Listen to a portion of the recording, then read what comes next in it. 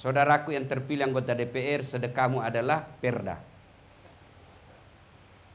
Jangan datang cuma tanda tangan tidur.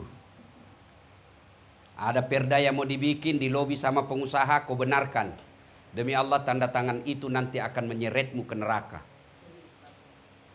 Dengar baik-baik para anggota dewan sebelum Bapak dilantik. Sudah? Bukannya bulan 10, tanggal 10. Tak? Iya, belum. Belum kan? Yang terpilih maksud saya. Yang sudah dan habis masanya, Bapak tinggal tanggung jawabnya itu 5 tahun. Yang belum dilantik, sebelum Bapak sesat, dan saya akan diminta tanggung jawabnya nanti di akhirat, saya akan berkata, saya sudah nasihati mereka. Saya sudah beritahukan mereka. Kalau dia tidak saya beritahu, maka dia tuntut saya nanti di akhirat. Ya Allah, saya tidak tahu. Saya tidak pernah diberitahu dasar latif. Maka saya akan berkata, bohong. Saya sudah kasih tahu di rumahnya Pak Jaya.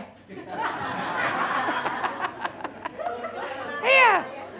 Maka kewajiban ulama adalah mendakwakan. Ballighu anni walau ayat. Sampaikan meskipun 1 ayat. Kulil haqqu walau kana murram. Katakan yang benar meskipun itu pahit. Maka saya katakan ini Pak. Jabatan 5 tahun. Dan demi Allah selama 5 tahun itu Pak, potong tangan saya kalau gajinya Bapak bisa beli private jet. Kecuali Bapak korupsi. Korupsi pun kayaknya tidak mampu Pak. Iya toh? Maka salah Bapak kalau mau jadi anggota DPR, mau jadi kaya. Salah. Pasti mencuri. Pasti mencuri. Tapi kalau Bapak mau kaya, jadi pengusaha tambang. Kaya itu. Tapi kalau jadi anggota DPR, Bapak harus niatkan, mewakafkan pikiran, hati, dan waktu untuk mengabdi. Namanya wakil rakyat. Sidin sabarataan. Ulun mau tanya. Kalau ada wali kota dengan wakil wali kota tinggi mana? Hah? Mana tinggi wakil? Swedia itu Pak, wakil rakyatnya lebih rendah gajinya daripada PNS kalau di Indonesia. Apa kata mereka rakyat? Ngapain kami gaji mereka tinggi-tinggi? Untuk apa kami gaji tinggi-tinggi? Nggak, kerjanya juga nggak jelas. Kami yang bayar pajak. Lalu kamu nggak urus kami, untuk apa kau digaji tinggi-tinggi? Maka kalau Bapak mau kaya, salah kalau jadi anggota DPR. Tapi kalau cari amal dan sedekah, itu tempatnya paling cocok. Bagaimana cara bersedekahnya? Bukan sedekah dengan bagi-bagi jilbab. Berapa gajinya Bapak? Jadi kalau mengandalkan proposal, kalian juga rakyat jangan selalu bawa proposal ke anggota DPR. Berapa gajinya kasihan? Datang ini Pak Dewan yang terhormat. Ini ada kasihan. Gajinya berapa? Maka anggota DPR sedekahnya adalah pengabdian. Pengabdiannya bicara. Bapak tahu posisinya anggota DPR kalau kita berjamaah? Imam. Wali kota. Anggota DPR itu dia di sini. Di belakangnya imam sebelah kanan.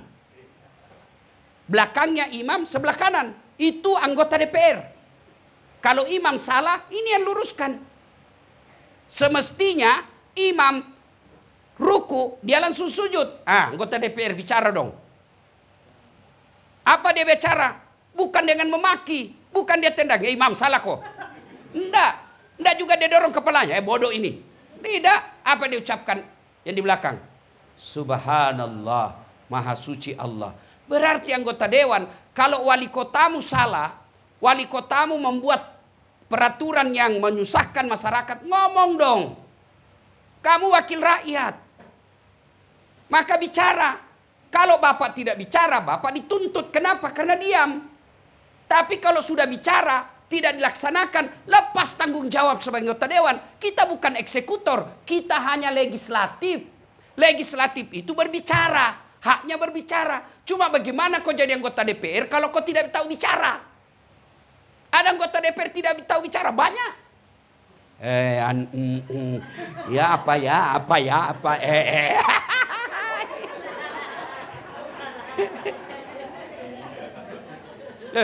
Benar Pak. Anggota dewan itu kalau bicara belajar demokrasi, anggota dewan itu memang dia bicara. Hak konstitusinya dilindungi undang-undang. Bapak bicara dalam gedung DPR, itu dilindungi undang-undang. Maka kalau berbicara, bela hak rakyat, jangan diam. Saudara dipilih bukan di lotre, meski kami tak kenal siapa saudara. Kami tak peduli karena suara diam, suara ha, suara ha. Itu kan dibilang Iwan Fals, wakil rakyat, bukan terusnya merakyat. Jangan tidur waktu sidang soal rakyat. Sudah digaspol hari ini.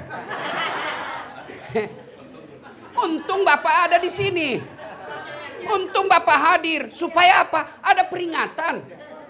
Inilah yang disebut amar ma'ruf nahi mungkar. Inilah yang disebut saudara sejalan, seiring seperjuangan. Inilah yang disebut watawasau bil haq, watawasau bis sabar. Nah, cuma salahnya anggota dewan kita prestise, gengsi, wibawa. Mau dibilang anggota dewan, itauwah. Kalau orang di Sulawesi, itauwah. Anggota dewan, itauwah. Wih, hebatnya. Meskipun tidak tahu itu bicara.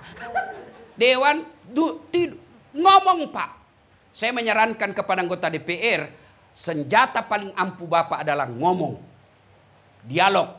Wakil rakyat, penyambung lidah rakyat. Apa maunya rakyat, Bapak ngomong. Maka saya sarankan kepada Pak Jaya, anggota DPR Nasdem setingkat provinsi, kumpul mereka, latih mereka public speaking. Latih mereka berbicara. Bagaimana meyakinkan? Itu kerjaan saya, Pak. Bapak lihat saya ceramah. Coba lihat ceramah saya. Hampir semua golongan senang. Dari orang tua sampai anak-anak kecil senang dengar ceramah saya. No, dimaki-maki dia tidak tersinggung. Coba lihat di ceramah YouTube saya. Mana ada yang berani maki-maki jenderal? Kenapa? Karena saya punya public speaking. Bicara yang baik. Sampaikan tujuan kita tanpa menyinggung perasaannya orang. Ini Bapak harus punya. Bayangkan kalau Bapak pidato. Kampanye, meyakinkan orang. Insya Allah. Kalau niatnya membela rakyat. Bapak di penjara sekalipun jihad. Itulah penjara seperti yang dialami oleh Nabi Yusuf. Maka Bapak-bapak Dewan yang mulia, jadikan jabatan sebagai anggota Dewan sedekah buat rakyat. Bayangkan kalau Bapak bikin, kan DPRD itu punya 3 fungsi. Pertama namanya fungsi legislasi. Membikin undang-undang kalau dia DPR. Kalau dia di daerah DPRD namanya. Perda namanya. Dia yang bikin. 2 itu ada hak inisiatif. Ada hak dari pemerintah masukkan. Wali kota masukkan, dipelajari, dilihat. Maka disebut Ramperda, rancangan peraturan daerah. Anggota DPR punya inisiatif sendiri. Ini bikin.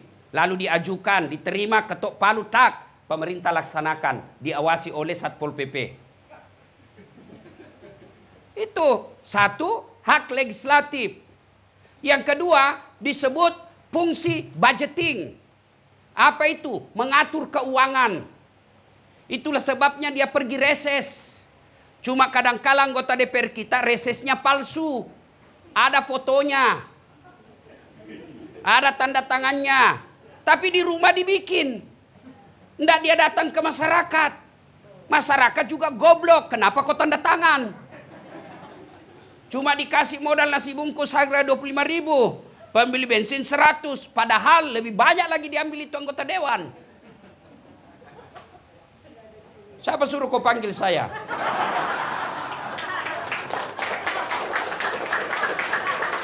Jangan marah Pak ya, jangan marah Pak. Supaya Bapak punya bekal. Itulah sehingga pergi reses. Dia pergi reses itu menerima aspirasi. Pak Desa, apa yang kau butuhkan di sini? Kan namanya reses itu Bapak datang ke dapil. Datangnya pun diongkosi. Bapak apa? Kepala desa. Desa ini apa kebutuhannya? Kami butuh jembatan, Pak. Oke, sudah. Sudah, itu hasil reses, dipanggil kepala yang bersangkutan. PU kalau misalnya jembatan. Rumah sakit kalau misalnya kesehatan di dinas kesehatan. Panggil mereka. Nih, sudah, anggalkan. Bikin anggaran. Sekian anggarannya. Berapa jembatan? Jembatannya berapa ongkosnya? 10 miliar. Kadangkala sudah bocor di situ. Pernah dengar ceritanya kontraktor di akhirat? Kan ini SMS-an antara penghuni surga dengan penghuni neraka. Dia bilang penghuni surga, bagaimana kabarmu di situ? Wah, enggak ada enaknya di sini. Di blender terus kita. Enggak ada kesempatan ngopi, hancur kita di sini.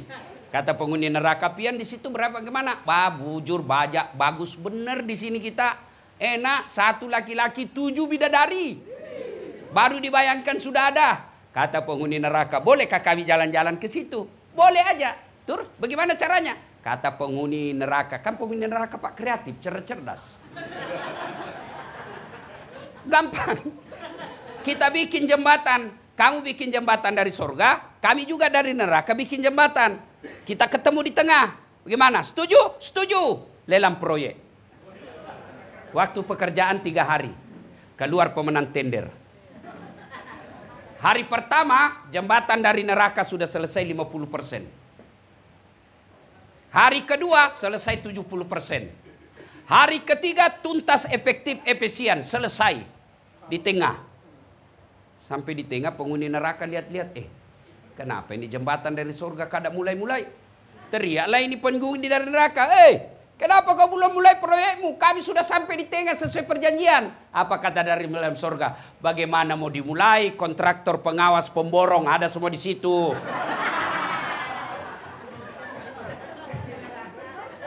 Di sini hanya penghafal Quran. Nggak tahu dia bikin kali-kali kalkulatornya selalu salah hitungan semennya. Ayo. Nah, mereka ini Pak Dewan, reses itu fungsinya menangkap aspirasi. Apa yang diinginkan di dapil kita. Sudah itu kita panggil, Bapak Dewan punya hak untuk memanggil mitra kerja namanya.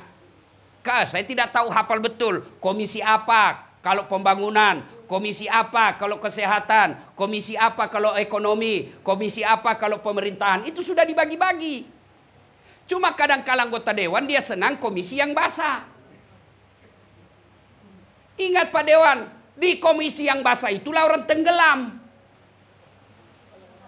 Sudah susun anggaran, sudah itu disebut fungsi budgeting. Yang ketiga ada disebut fungsi kontrol, fungsi pengawasan. Pak Dewan berhak menegur pemerintah. Kenapa itu anggaranmu salah guna?